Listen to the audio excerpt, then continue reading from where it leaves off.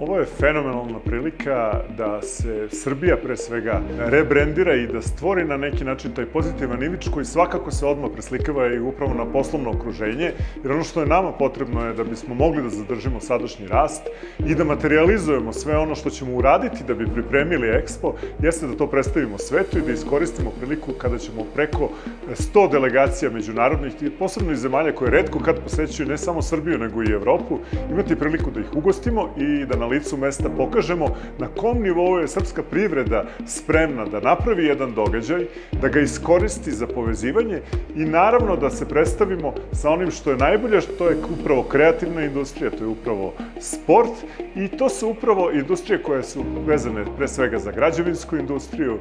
za drvnu industriju i naravno za ono što je svakako budućnost, a to su nove tehnologije, telekomunikacija, IT aplikacije koje će možda po prvi put upravo biti testirane na jednom ovako velikom događaju i time stvoriti praktično